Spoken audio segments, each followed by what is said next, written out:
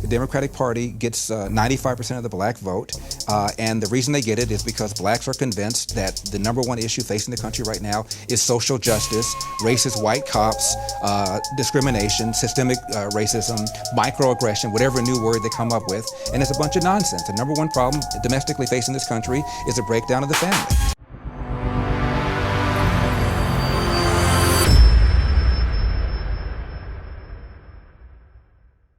And I want to talk a lot about identity politics. Okay. So the guys that use these phrases, what are they going for there?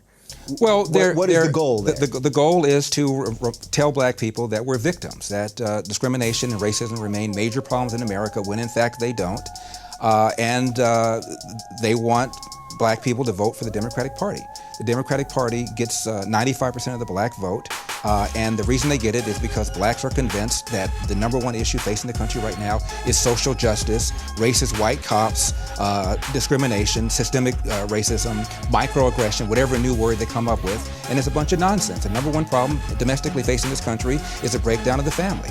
And President Obama said it, I didn't. A black kid, or kid, not just a black kid, a kid raised without a dad, is 5 times more likely to be poor and commit crimes, 9 times more likely to drop out of school, and 20 times more likely to end up in jail.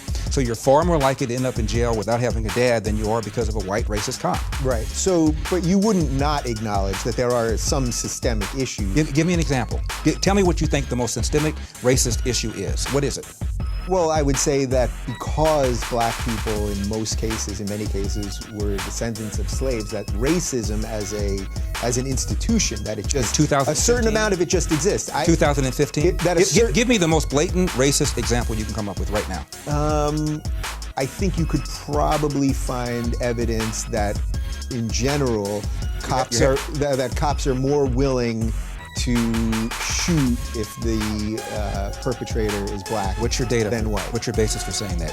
Last year... Well, look, I know a lot of people would say, look what's going on in Chicago. I know what they would say. Yeah. I'm talking about what the facts are. 965 people were shot by cops last year and killed. 4% of them were white cops shooting unarmed blacks. In Chicago in 2011, 21 people were shot and killed by cops. In 2015, there were 7. In Chicago, which is a third black, a third white, and a third Hispanic, 70% of the homicides are black on black. About 40 per month, almost 500 per year last year in Chicago, and 75% of them are unsolved. Where is the Black Lives Matter on that? The idea that a racist white cop and shooting unarmed black people is a peril to black people is BS. It's complete and total BS.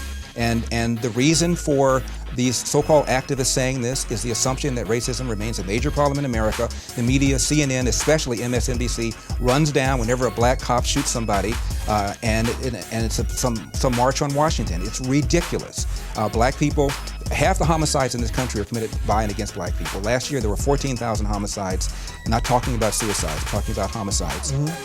Half of them were black, 96% of them black on black of that 7,000. Where's the Black Lives Matter people on that? So there's where you would say that this is purely because of social justice. This is purely because they want ultimately for people to be angry enough to just keep voting Democrat. That's right. And where's the evidence of the lack of social justice? When a black suspect is killed by a cop, believe me, the media is on it. People are watching it, and justice will, for the most part, occur. In Baltimore, where Freddie Gray was killed. Freddie Gray died in a van. I shouldn't say was killed. Died in a van. Yeah. You have a city that's 45% black. City council is 100% Democrat. The majority of city council is black. The top cop at the time was black. The number 2 cop was black. The majority of the command staff is black. The mayor is black.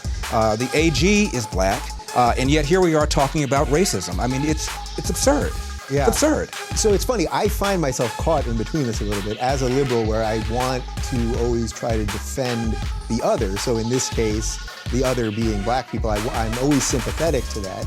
And that, at the same time, I hear you laying out a pretty solid case. These are just the facts. I'll tell you something else too. There was just a study, University of Washington. And it turns out cops were more reluctant, more hesitant to pull the trigger against a black suspect than a white suspect. Probably because of the fear of being accused of racially profiling and the fear that the civil rights establishment was going to come down on them. So if anything, whites are more likely to be shot by a cop under certain circumstances than a black person. And in the last 30 or 40 years, the percentage of suspects killed by cops who are black has declined 75%. However, the percentage of whites killed by cops has flatlined. Yeah. And so, if anything, people are more concerned about shooting black people for fear that they're going to be called racist. And almost every one of these incidents, whether it's Eric Gardner in New York, who died because he was selling Lucy's and resisted arrest, whether it's Tamir Rice in Cleveland, who was twirling around the gun, whether it's Michael Brown in Ferguson, who had just committed a strong arm robbery, almost every one of these incidents involves somebody resisting arrest. Why don't you just do what the police tell you? My dad said, when I get pulled over, have my hand at 10 o'clock, have my hand at 2 o'clock, say yes, sir, say no, sir, make sure my paperwork is in order, and if I feel the cop is mistreating me, get a badge number and deal with it later on. If Jesse Jackson and Al Sharpton and Obama and the whole group of them told black people to do that, we'd have a lot fewer of these things to deal with in the first place.